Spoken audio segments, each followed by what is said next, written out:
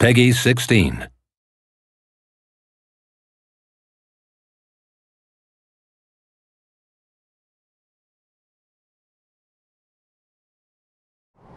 We started with the idea that we wanted to set it in the future, but in a beautiful future. We took the idea of magic and turned it into technology, so we grounded it in a reality that we could foresee.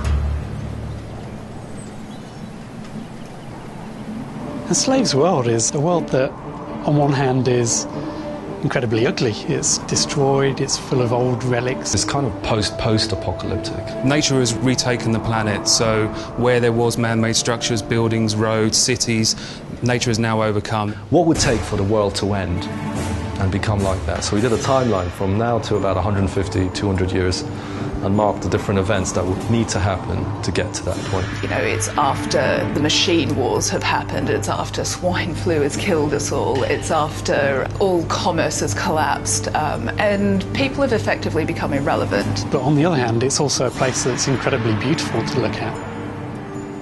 Usually when you see an apocalyptic world, it's grey and brown and desolate. What we don't like usually is monochromatic games. People have a tendency to think that if humanity dies, then the world dies with them, and it's totally the opposite that's true.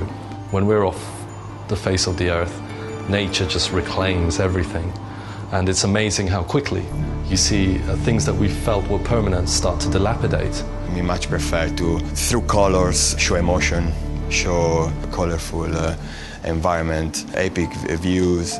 Larger than life, you know, everything's richer than you imagine. You know, if we're going to add atmospherics or lens flares to the game, or fog, or transmit kind of lighting through leaves and through skin, let's look at how we can actually do that physically correct, and then let's ramp that up, because that's the style we're trying to go for. You know, it's believable, but it's richer and larger than life.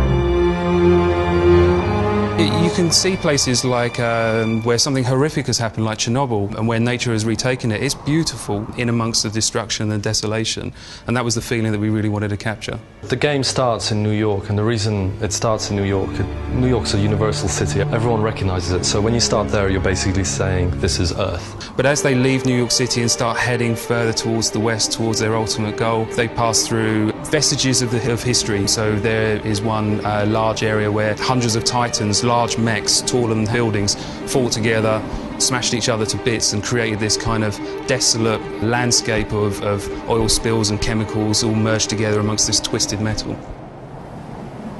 When you go through later levels, you know, things start to get even more kind of grander and a bit more fantasy. It'll at least be remembered when you play it. Like, there'll be imagery, there'll be sounds, there'll be an experience about it that then becomes part of you. That's how you kind of immortalize your games. And that's what we're trying to achieve. Make a game that we would want to watch, play, touch, hear, see. That's our objective.